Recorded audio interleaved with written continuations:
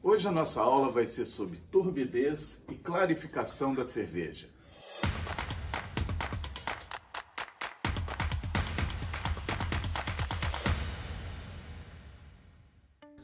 Olá, eu sou Edson Perrone do canal Hop Zone.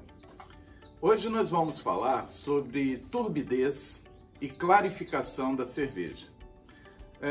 Nós sabemos que quando a gente olha uma cerveja turva e uma cerveja clara, muitas vezes a gente tem a preferência pela cerveja clara, a mais transparente, a mais limpa. Mas isso não quer dizer, muitas vezes, qualidade da cerveja, né? A cerveja ela pode ser turva e ter uma excelente qualidade. Tem cervejas que são clássicas, né, serem turvas, como as cervejas que levam muito trigo. O trigo ele já deixa a cerveja turva. Então nós vamos ter isso nas cervejas alemãs e principalmente nas cervejas belgas, as que são carregadas em trigo. Então isso faz parte do estilo da cerveja. Bom, para o cervejeiro caseiro, que é o nosso foco, né, a pessoa que está iniciando a produção ou está fazendo já suas cervejas, mas está no início, nós não devemos nos preocupar tanto com a clarificação da cerveja. É lógico que numa indústria isso é fundamental, né, nas pessoas que já produzem em grande escala. Mas para a gente fazer em casa, a gente tem que primeiro aprender a lidar com os insumos, com os processos, e a clarificação, acho que ela fica para o final, para o segundo plano. Lógico que a gente só quer melhorar. E com a gente progredindo na nossa produção de cerveja, a gente pode clarificar a nossa cerveja e deixá-la muito mais apresentável. Esse é o nosso objetivo hoje, discutir um pouquinho sobre o que é turbidez e o que é a clarificação da cerveja. Então, turbidez é a mesma coisa que turvação. O que é isso? É a quantidade de particulados que estão em um líquido. Muitas vezes, eles podem estar dissolvidos no líquido ou em forma de pequenas partículas. Essas pequenas partículas, elas atrapalham a passagem da luz e, consequentemente, interferem em todo o meio líquido. Como a cerveja a gente vai beber, isso pode estar interferindo de várias maneiras no aroma, no sabor e até no corpo da cerveja. Agora, nos ecossistemas aquáticos, o principal problema da turvação ou turbidez está relacionado à passagem da luz. A passagem da luz ela interfere nos micro-organismos que estão presentes na água, consequentemente atuando na produção primária, né, nos produtores que vão gerar a fotossíntese. Então a luz é fundamental para isso nos ecossistemas aquáticos. Para a gente, nós temos que cuidar da beleza da nossa cerveja. Sinceramente, eu gosto de beber uma cerveja limpa. Mas eu acho muito clássico, também estiloso, beber uma cerveja turva quando ela é muito interessante no aroma, no sabor. Então, tem momentos, né? Então, a gente, quando vai fazer a nossa cerveja, vai elaborar receita, vai passar pelos processos, nós podemos decidir. Eu quero ela mais turva, eu quero ela mais limpa. Esse é um processo muito importante na produção.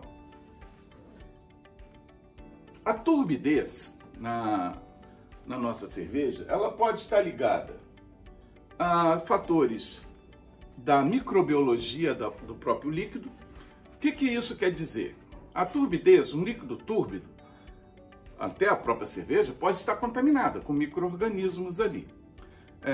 Esses micro-organismos geralmente não são nocivos à nossa saúde, mas podem ser bactérias, podem ser protozoários, que podem ter vindo da própria água ou uma sanitização mal feita. Muitas vezes isso não é tão comprometedor na cerveja de deixar ela impossível de tomar. Algumas vezes sim. E tem a nossa levedura, que ela é viva, né? Então ela é uma célula, ela é uma estrutura unicelular que está presente no nosso líquido, que é a cerveja. Ela, em quantidade, ela pode também deixar a nossa cerveja turva.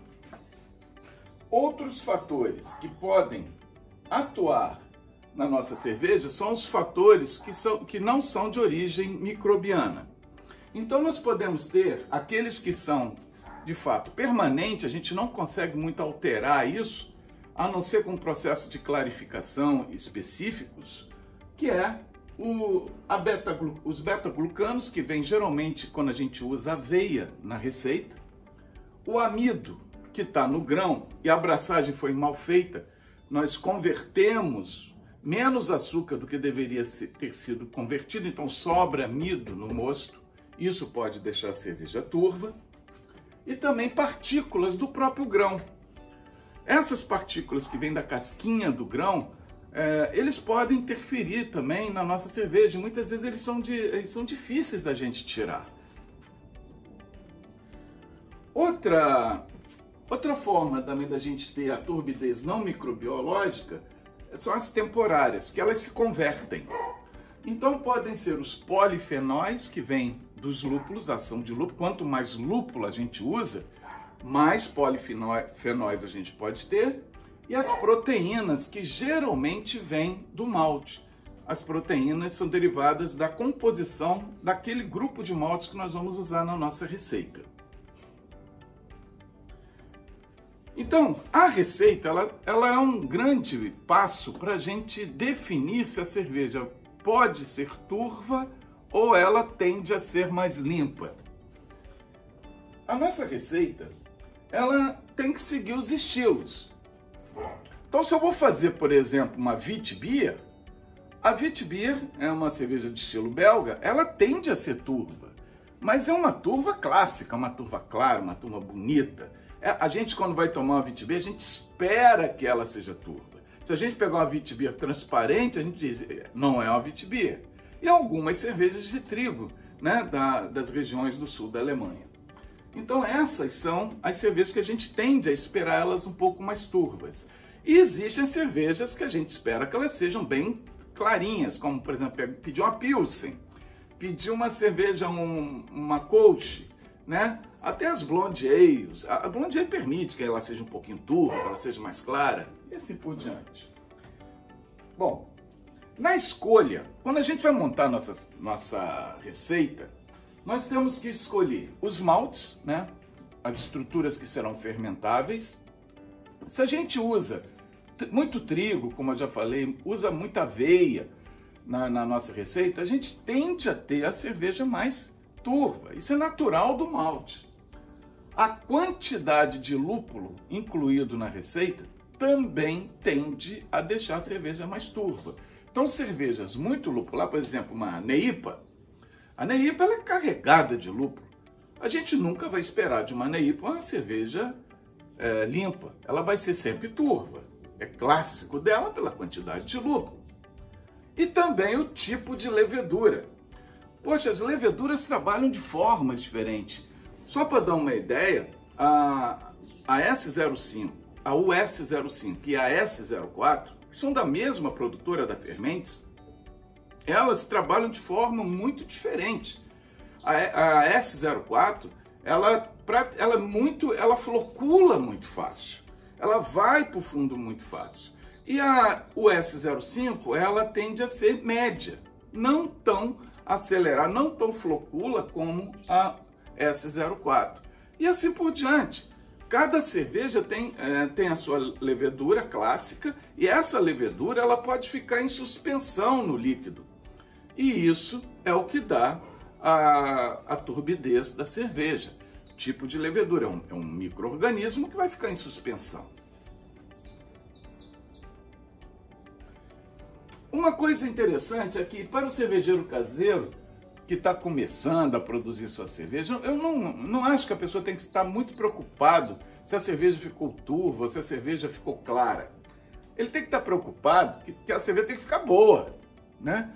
Então, e depois ir trabalhando para chegar onde quer. Se quer manter turva, ótimo! Gente, a melhor cerveja é a sua. Você está fazendo para você, para os seus amigos, para você ser uma referência nesse grupo. Então você tem que trabalhar aquilo que te agrada e não para agradar os outros. Então trabalhe para você, faça do jeito que você gostar. Esse é o grande lance da cerveja artesanal.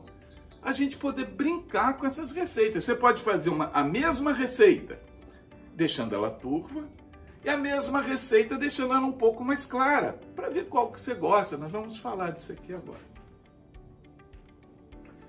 Bom, para clarificar a cerveja, nós temos que tomar cuidado no processo em alguns passos. Vamos seguir os passos da produção da cerveja. A água. Bom, é fundamental que na água ela tenha uma quantidade de cálcio correta. A gente usa o cloreto de cálcio, né? Ela ajuda na aglutinação da levedura lá na maturação. Quando a cerveja for maturar, no processo final da sua produção, esse cálcio vai ser fundamental para aglutinar a levedura e fazer com que ela vá para o fundo. Consequentemente, menos levedura em suspensão, mais clara a cerveja. O recomendado, isso eu passo para as pessoas que me perguntam, a gente não tem uma coisa assim muito exata, porque cada água que você recebe em casa, ela varia na concentração de cálcio. Mas um padrão para as águas públicas que chegam à nossa casa, a gente usa de 2 a 3 gramas de cloreto de cálcio para cada 10 litros de água. Esse é um padrão e isso resolve. Então, todas as minhas receitas, eu corrijo a água. Isso eu estou fazendo um tempo para cá, porque no início eu não corrigia não, nem sabia como fazer isso, né?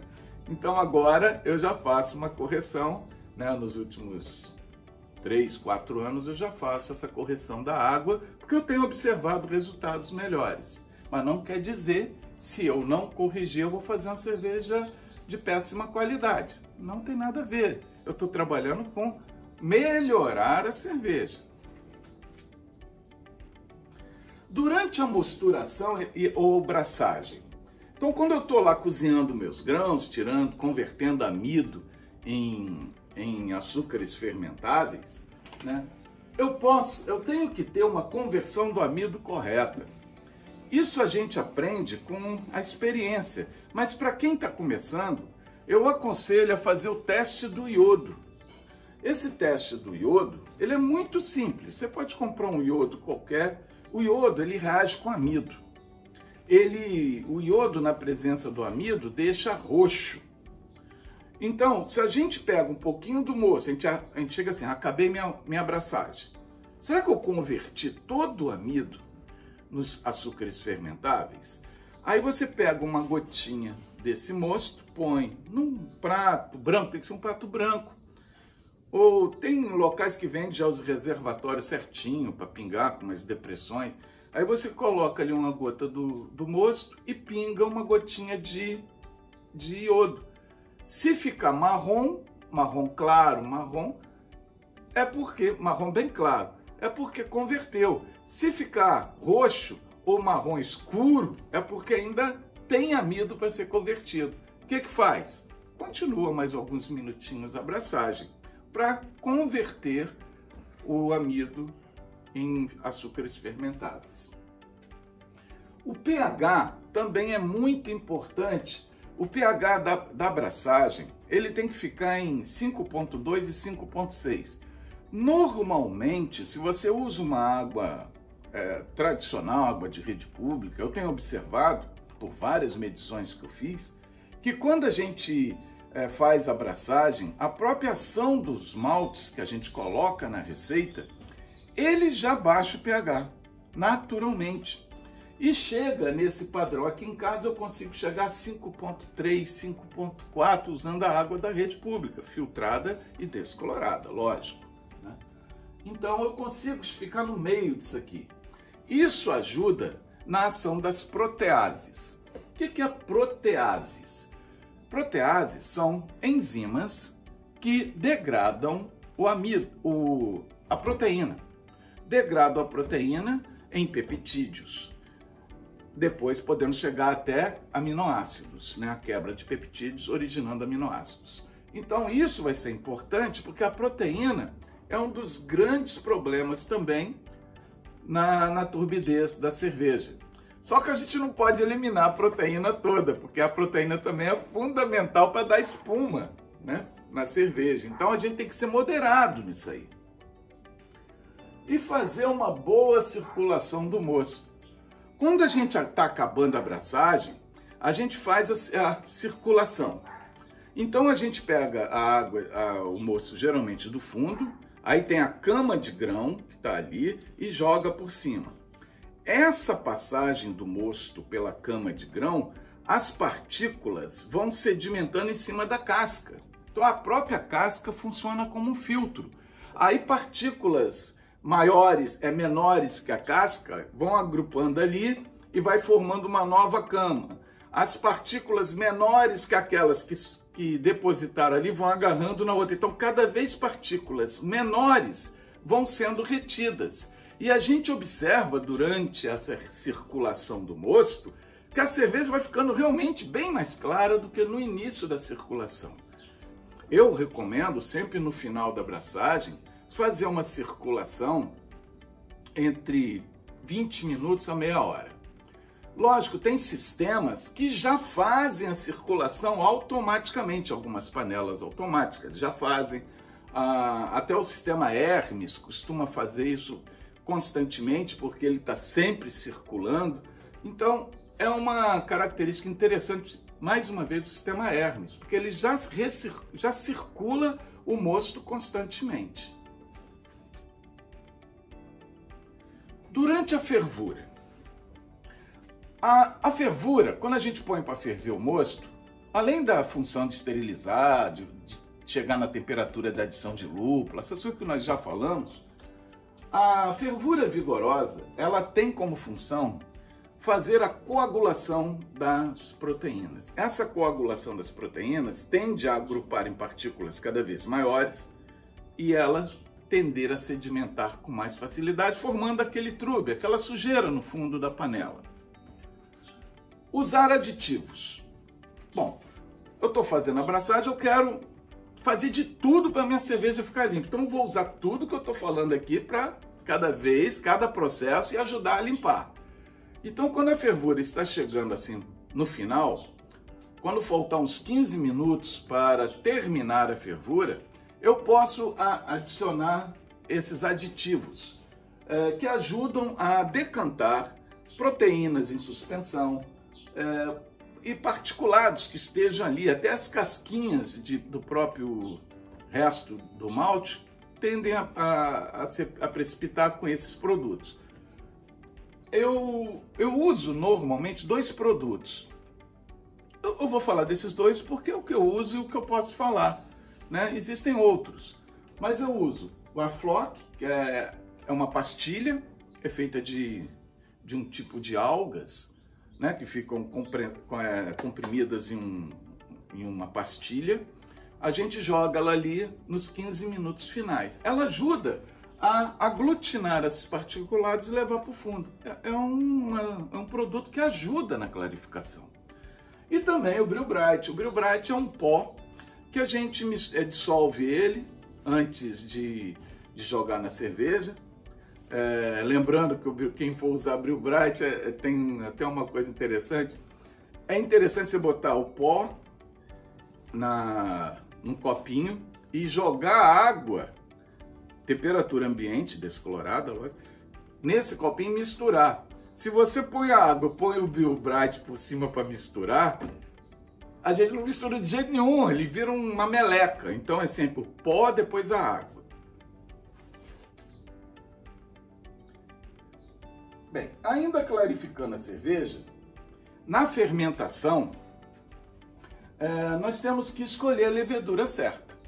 Se eu quero fazer uma cerveja bem clara, então eu vou ver qual levedura se encaixa nesse perfil da minha cerveja. Aí tem várias, né? Tem várias leveduras. Que levedura é a que flocula melhor? A que flocula melhor, que vai precipitar mais e mais rápido. Nós vamos usar essa, porque essa tende a deixar a cerveja mais clara. Então a floculação da levedura deve ser decidida aqui, na receita, né? Para usar aqui. Na maturação. Na maturação, quando chega a maturação, a gente tem alguns processos que a gente pode usar. O mais usual é a gente baixar a temperatura para próxima 0 grau. Baixando a temperatura para próxima 0 grau, os particulados, inclusive as leveduras, tendem a decantar. Quanto mais tempo deixar na maturação, mais decanta. Normalmente, eu deixo 7 dias maturando na temperatura mais baixa possível, que não congele a cerveja. Aí eu deixo 7 dias ali, depois eu transfiro para... Aqui em casa, eu estou falando como que eu faço. Eu transfiro para um post-mix, um barrilzinho de inox, e coloco o gás. Depois que eu coloco o gás, eu levo ele para minha chopeira, que é direito, e deixo lá mais uma semana, a mais quase 0 graus. Aí, gente, ela fica maravilhosa de transparente. Lógico, quem não tem o post-mix, mas tem a geladeira para poder baixar a temperatura e deixar uma semana a quase 0 graus, tem gente que tem geladeira, a geladeira não consegue chegar próximo a 0 graus na parte da geladeira interna dela mesmo, né? Só no congelador. Aí, tenta baixar de 5 graus. As geladeiras normalmente aguentam temperatura abaixo de 5 graus. Já resolve bastante. E caso eu queira usar um componente para ajudar a clarificação, nós vamos usar a gelatina neutra. Desculpa aí, moçada, mas tá passando um helicóptero agora aqui, né? Mas faz parte. Bom, essa gelatina neutra é aquela que a gente compra em pacotinho. Um pacotinho geralmente vem 12 gramas de gelatina em pó, neutra ali, tem que ser aquela em pó. Bom, não comprem ela colorida, com sabor, nada disso que vai atrapalhar a cerveja, pô. Tem que ser a neutra, a gelatina em pó clarinha. Bom, eu uso normalmente 6 gramas para 20 litros. E essa gelatina, ela tem na composição dela, ela é feita de produto animal. Ela é feita de colágeno. Esse colágeno, ele tem como finalidade e afinidade pela levedura, por proteínas e polifenóis. Então, eles se atraem na levedura, na gelatina, e tendem a ir para o fundo, porque eles vão pesar e vão para o fundo decantando. Então, existe uma forte afinidade de particulados pela gelatina, esse colágeno. E isso ajuda a ir para o fundo e faz uma clarificação fantástica. É importante vocês terem sempre em mente que tem gente que não consome produtos de origem animal. Então, é legal vocês avisarem para as pessoas que vocês usaram gelatina. Porque aí a pessoa pode saber e respeitar o critério da pessoa que não ingere produtos de origem animal. Bom, ainda clarificando a cerveja, como que eu uso a gelatina? A gelatina, eu pego, vamos supor que eu vou fazer 20 litros de cerveja. Aí eu vou pegar, não tem uma medida muito certa que não, assim, ai meu Deus, usei um pouquinho mais, um pouquinho, não tem problema aqui não.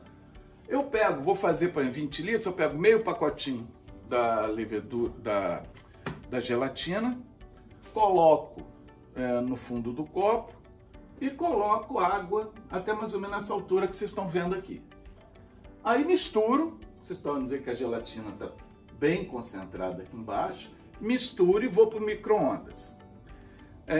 Eu observei que cada micro-ondas ele pode atuar de uma forma diferente. Eu tinha um micro-ondas, quando nós trocamos micro-ondas aqui em casa, eu tive que adequar o meu processo, mas sem problema, isso é fácil. Aí a gente põe esse copo no micro-ondas e eu deixo ele funcionar 30 segundos. Depois de 30 segundos, eu misturo e vou ver como é que ela ficou. Ainda estou vendo nela um monte de gelatina ainda em suspensão que ainda não se dissolveu. O que eu faço? Volto com ela para o micro-ondas. Na minha casa, eu deixo mais 30 segundos. Eu aconselho quem for fazer em casa, fazer a cada 15 segundos, porque eu não sei como é que o micro-ondas de vocês vai funcionar. Então aqui em casa, após mais 60 segundos, observem que a gelatina já se dissolveu toda na água. Você tem que atingir que ela fique totalmente translúcida. Agora, uma dica, quando vocês mexem, tem que mexer, né? Tirou do micro-ondas, mexe. Forma muita bolinha ali e parece que ela está opaca. Espera um pouquinho. Ela tende essas bolinhas subirem, aí você vai vendo que ela vai ficando translúcida. Está quente, acabou de sair do micro-ondas, está em torno de 60, 70 graus Celsius. Pode jogar quente desse jeito na cerveja. Aí você abre o fermentador, despeja ali em cima, fecha e deixa ela trabalhar. Aí o colágeno começa a aglutinar proteínas, leveduras, os particulados que estão ali disponíveis para ela. Aí ela vai decantando e vocês vão ter uma cerveja extremamente limpa, com certeza. Só para lembrar, eu uso 6 gramas para cada 20 litros. Muita gente pergunta, mas se eu for fazer 40 litros, eu dobro o volume? Precisa não, só coloca 12 gramas aqui. Dá mesmo volume, não atrapalha. Lógico, vou fazer uma quantidade muito maior, não vai caber nem no copo. Mas entre 20 e 40 litros de cerveja, usar o mesmo volume de água, funciona bem. Isso aqui não existe uma mágica aqui, né? Aqui é um processo que dá certo. E com certeza vocês terão uma cerveja clara seguindo essas recomendações. Isso aí, moçada. Um abraço.